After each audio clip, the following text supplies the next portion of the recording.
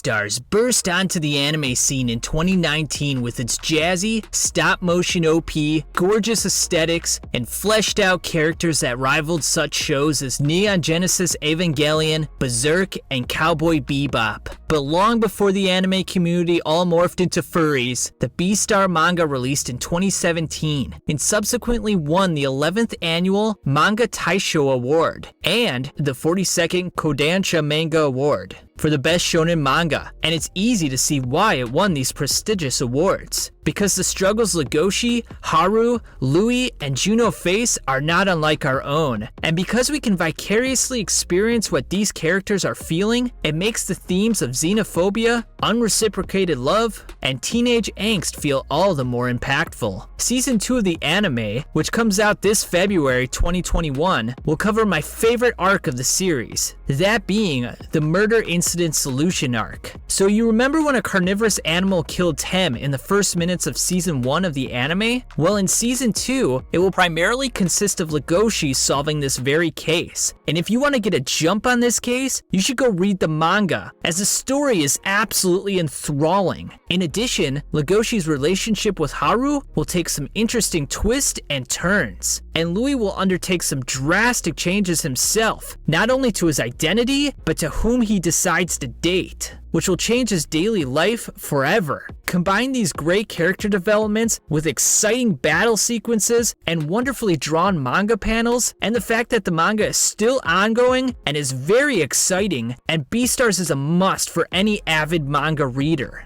Spy X Family is the manga that has taken the anime community by storm in the last year and a half. The story features a veritable perfect spy, Twilight, civilian name Lloyd Forger, who can cook like a master chef, has immaculate social skills, and has a Brad Pitt-esque appearance. To achieve his next mission, however, he needs to forge a new family to get closer to an important political figure. His adoptive daughter, Anya, turns out to be a psychic who can read minds, and his wife, Yor, is a professional hitman.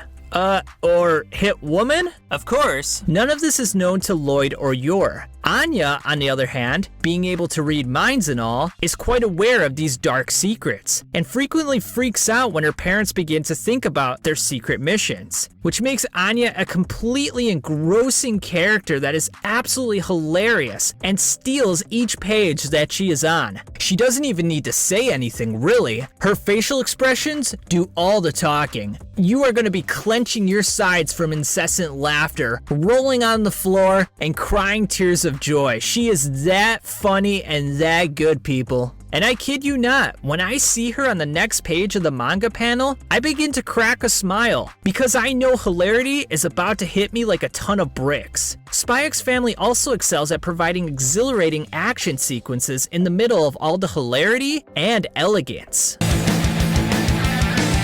It's the perfect mixture of heart-throbbing action, hilarity, and slice-of-life family dynamics that makes Spy X Family a manga worth reading. And not only that, Spy X Family came in second place for the 13th Manga Taisho Awards, and was a finalist in the 44th Kodansha Manga Awards. So become a member of the Spy X Family and get ready to laugh. This next manga is quite magical, for more reasons than one. Witchhead Atlear is a story about a young girl, Coco, who is entranced by magical spells, and the witches who can cast them.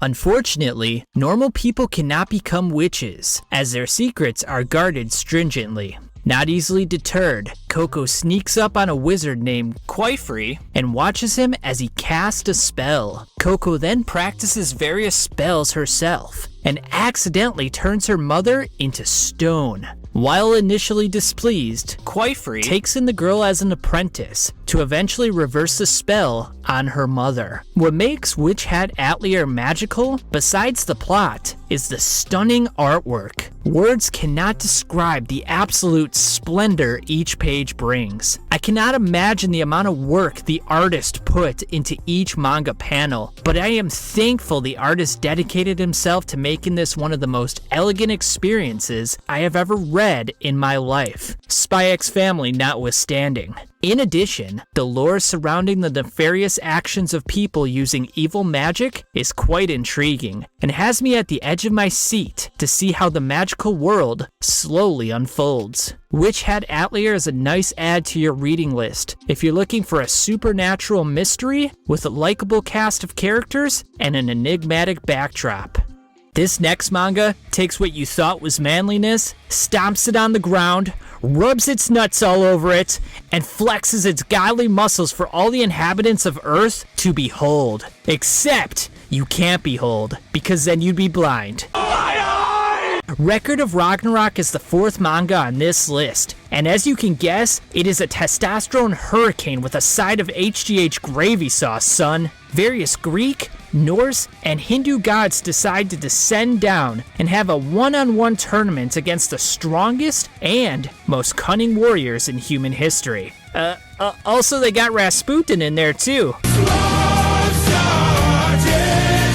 To decide on the continued existence of mankind. The battles themselves are absolutely epic, with a cavalcade of brilliantly drawn manga panels that are absolutely epic and get your heart racing and your adrenaline pumping. Think of Record of Ragnarok as an extended tournament arc that has none of the plot buildup. That's right, this manga is just pure carnage from beginning to end. Also, Brunhild makes some funny faces from time to time. But in all seriousness, Record of Ragnarok is an exhilarating ride for any battle shonen junkie that will allow you to express your manliness. Through thoughts and silent fist pumps. Better than nothing! Like BStars, if you watched anime regularly in 2019, you've probably heard of Vinland Saga. It's a story about Vikings as they raid various villages and start wars with one another. Thorfinn, a young lad who has lost his father, aims to kill the man who robbed him of his innocence. After failing to accomplish his mission, i.e. the ending of Season 1, Thorfinn subsequently gets sold into slavery and must work for his freedom with another slave named Einar. What makes Vinland Saga fantastic, much like BStars, is that the characters are down to earth, making it easy for the reader to relate to their specific situations. Also, the lore incorporated into the story, like carrying Viking ships, the Berserker mushroom, i.e. the Amanita muscaria, and the historical ascension of Canute the Great, is a fantastic layer of depth that gives the reader historical context that they might not otherwise have known about. And despite the brutish actions of the Vikings, there's a bit of philosophical and sociological concepts woven in that even the most knowledgeable reader will find entertaining.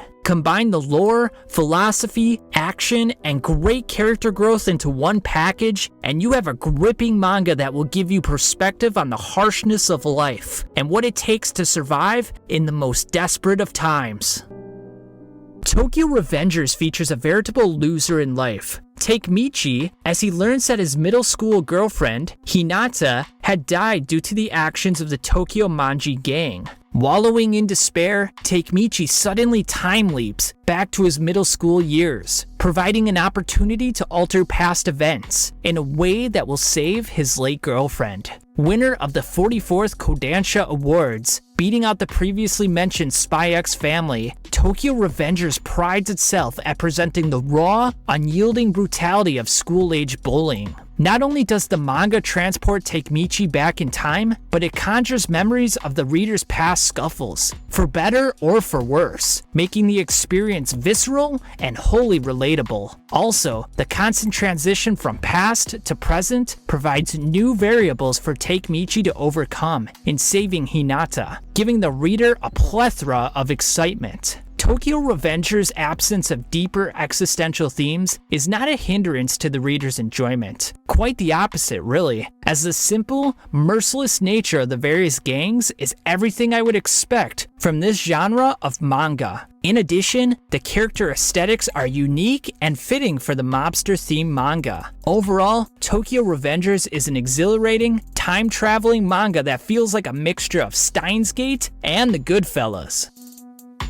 The seventh manga on this list is none other than the highly popular Act Age, which focuses on a young, prodigious actress Kai Yonagi as she enters the fierce world of acting. Admittingly, after reading the first 20 chapters of Act Age, I didn't understand the wide attention it was gathering from the anime community. Then I read the Night on the Galactic Railroad arc, had a couple of manly tears stream down my manly face, and was completely entranced by the sorrowful story that surpassed the 1985 movie, in my humble opinion. Now you may be wondering, why did I have ambivalence towards Act Age in the beginning? To be honest, I felt like Yunagi's aloof, robotic personality was a bit artificial and not easily relatable to. Perhaps as I get further into the manga, this will be rectified and she will turn into a character that I can relate to and will be worth caring about. Despite the relatively weak characters, I feel like the plot is rather unique and offers a lot of creativity going forward into the future. Act Age is definitely worthy of your time, especially the Night on the Galactic Railroad arc. Just remember to have a lot of Kleenexes available for this one.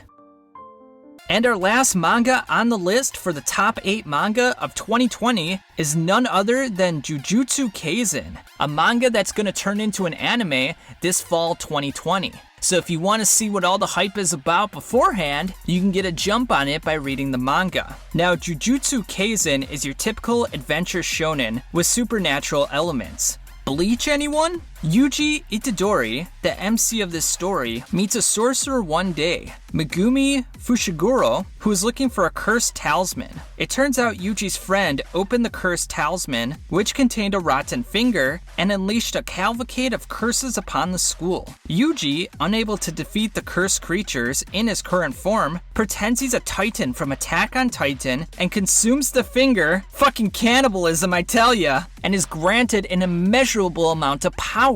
However, he is now the vessel of an evil spirit known as Sukana. For anyone interested as to where the name Sukana comes from, it is based on ancient Japanese folklore about a man named Ryomen Sukana who had 2 faces, one facing forward, the other facing backward. Also, he had 2 pairs of legs and arms, which makes the idea of Yuji becoming possessed by a creature in which they are 2 souls, yet sharing the same body, consistent with the legend he is based on. While this factoid is interesting and Jujutsu Kaisen has moments of exhilaration, the manga, in its totality, is a bit prosaic.